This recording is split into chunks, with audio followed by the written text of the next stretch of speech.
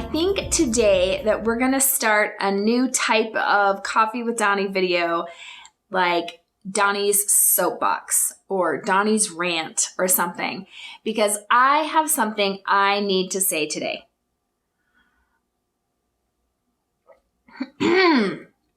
Okay. I did a video called Real Over Ideal.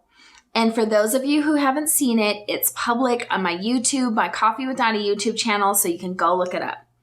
So that video, the first Real Over Ideal, is talking about projects, right? And putting our purpose out into the world and choosing it to do in a real way and letting go of the ideal. And this is a concept I think about a lot, and it has come up so much lately in a different context that in a way, this is like part 2 of the Real Over Ideal. And this has to do with relationships. Blink, blink, blink. Now, this is going to sound like a paradox in a way, because other times I've talked about how we need to not settle, that we need to be honest with ourselves about what works for us and what does not work for us in relationships. And I stand by that 100%. And I'm not going to say but, I'm not going to say however, because actually these two things do not conflict. But if they feel like they do a little bit, just get comfy in the paradox of this. And flaws are part of this human experience. Flaws are actually inherent in this realm. Do you get it? Like almost like flaws are part of the perfection.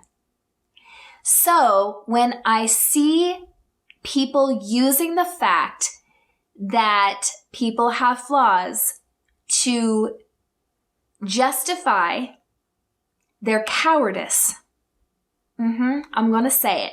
This is my show, and I'm going to speak clearly today. This is the shit that I don't usually put on Facebook or other social media because it's going to offend the offendeds, and I don't care today. For people who use other people's flaws, or even their own for that matter, to justify their cowardice and run from commitment and run from meaningful relationships, then you are in denial of the reality that flaws are inherently part of being human. Feel free to rewind that and listen to it 17 times. And trust me, you guys, I'm talking to my damn self right now also. Yes, you want to find somebody that you're compatible with, right? You want to find somebody who has values that work for you, where you have a big crossover and compatibility. I got to put this coffee down. I cannot not use my hands, especially when it's a rant soapbox video. Put that by my little sleigh of Christmas candy. Okay. Do you see this? So we're going to picture the Venn diagram right now. So here's you and here's your other, right? I'm not just talking about romantic relationships here. Any other person. And then you have the thing that meets in the middle. I will say, though, you're going to spend your life with someone, you're going to want quite a bit of overlap. But the stuff that's not overlapping, the stuff that just you have and just your husband or wife has, or the stuff you have and your mom has, or you have and your son has, or your best friend, or whatever that looks like, not all of those are actual flaws. Some of those are just differences in preference, right? But when let's talk about flaws as far as like addictions, like real character flaws, right? Things that really are out of integrity. Let's talk about flaws being out of integrity. And I'm not talking about some religious, moral, the way that we normally think of it, integrity. I'm talking about that goes against, that brings cause and effect that is not, it's a cause that creates an effect that is a negative effect. All right? We all know what I mean by that. We don't need to get too philosophical or metaphysical here. So flaws. they smoke. Okay? Which has an effect that is not a positive one. Right? Long term. There are many, many others, and you can take this into whatever realm you need to.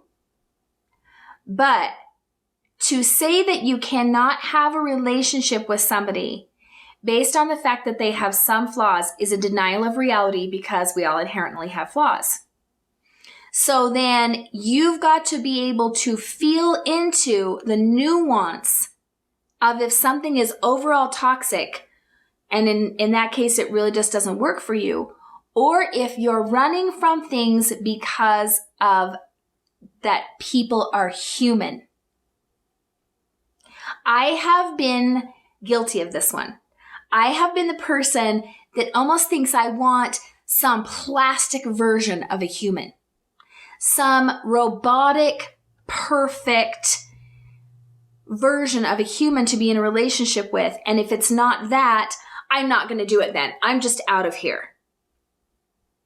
And that does not work. You guys, it is the flaws and the differences in preference that makes it interesting, that makes it alive, that makes it real. It's ever expanding and ever growing and ever changing relationships, because so are we. And so is the other that we're in relationship with. So it's fantastic to say, hey, these are my non-negotiables. I really need it to be this level of functionality. And, every person gets to choose, right? I need things to be transparent. I need you to be honest with me. But do you end a relationship because there's one little thing that happens or something's not absolutely perfect? We have an image in our head of how life is supposed to be. We have an image in our head of how a person we're in relationship of some kind is supposed to be. And we have an image in our head of how we are supposed to be. And it's bullshit. How about that? It's bullshit. Because we are human, we are complicated, we are complex, we have layers to us, we are spiritual beings, emotional beings, right? We are mental beings, and we're physical beings and energetic beings. And there are other people. It's a big soup. We're not here for it to be perfect in the way that our brains would prefer. Because it literally goes against what is inherently so in humanity and in this realm. One of my favorite quotes ever, Yogi Berra, if the world was perfect, it wouldn't be. There's something that brings the joy in. There's something that brings the aliveness in. So I see this when people, particularly people who may have not ever had a long-term serious relationship or a marriage, they have this image in their head they're holding out for. And they will run from real, deep, meaningful connection because it doesn't look like the story in their head. Okay? And this is the message. And I'm not sure exactly who this is for today. I mean, take what you want out of this, but there's a good chance this is for someone in particular. Okay? This isn't about settling. This is about choosing what is real over your bullshit concept of the ideal. Going back to ourselves, do you really want to be some perfect plastic version of a human? No stretch marks, no health issues, no mistakes in your past, no flaws whatsoever. You would not even be human. You would not even be you. You see this? Do you see how we hold this ideal version in our head and it makes it so that we can't enjoy the real? Can you kind of start to get this?